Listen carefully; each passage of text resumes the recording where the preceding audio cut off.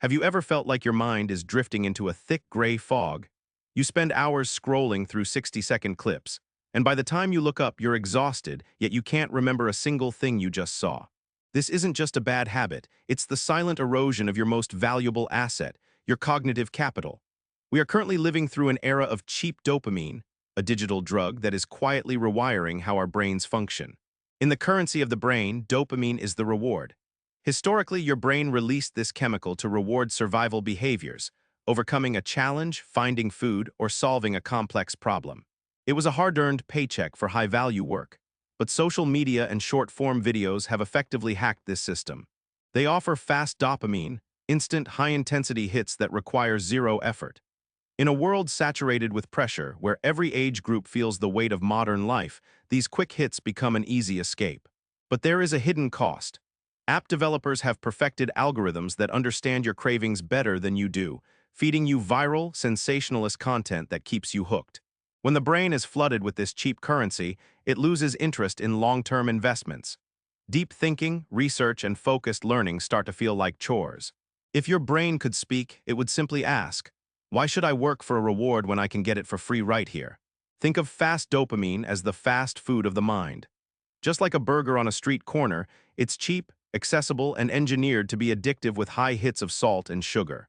It solves your immediate hunger but offers empty calories, zero fiber, zero nutrition. If you eat it once or twice, you're fine. But a lifelong diet of fast food leads to obesity and heart disease. Similarly, a lifelong diet of cheap dopamine leads to brain rot. Your brain becomes desensitized, losing the ability to distinguish between a life-changing insight and a mindless meme. Your attention span withers, and your ability to think deeply vanishes. Inside your head, a civil war is being waged between the human brain and the primitive brain. To simplify, imagine your prefrontal cortex, the part of the brain that defines our humanity, as a wise, visionary CEO. This CEO is responsible for abstract thought, logic, and long-term planning. The rest of your brain is the primitive brain, a team of highly energetic but impulsive employees who care only about immediate survival and instinct. In a healthy state, the CEO is in total control. When the impulsive employees scream, "I want sugar," or "check that notification," the CEO steps in and says, "No, we are focusing on work right now, we have a deadline." But in a state of brain rot, the CEO is burnt out. Exhausted and undernourished, the CEO stops showing up to meetings. The impulsive employees take over the office.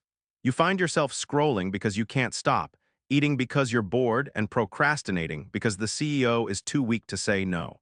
The danger lies in a concept called neuroplasticity. Our brains are like muscles. When you use specific neural pathways, they grow stronger and thicker. If you spend your days focusing on complex problems, your deep thinking muscles become elite.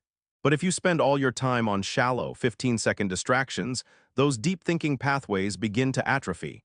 They literally shrink. Even worse, your brain is always trying to be efficient. If you don't use your high-level cognitive functions, the brain decides they aren't necessary and starts pruning them away.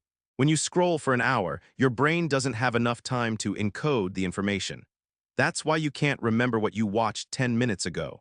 Your brain is running at a speed that prevents it from actually building any lasting memory. The bad news is that brain rot is real and it is shrinking your potential. The good news, because of that same neuroplasticity, your brain can be rebuilt. You can reclaim your CEO. The first step to recovery is awareness. Look at your screen time. Review your last month.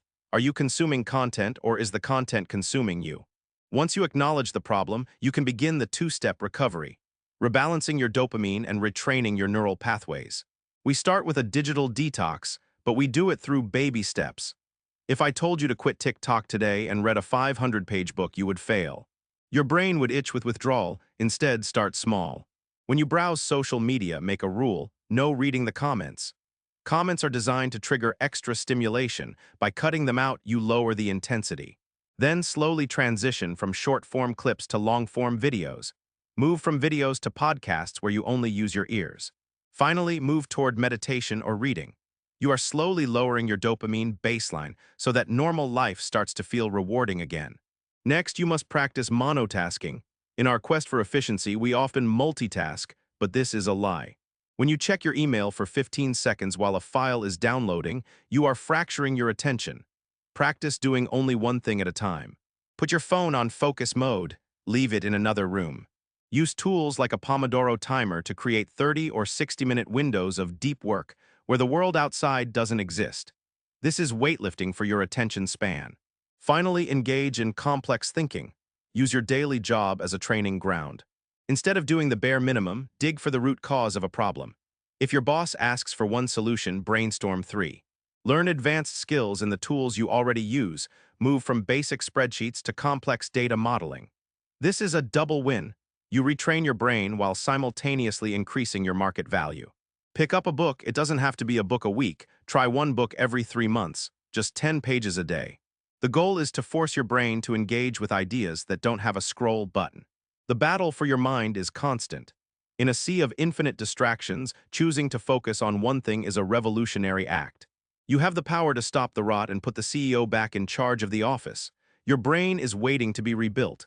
It's time to start.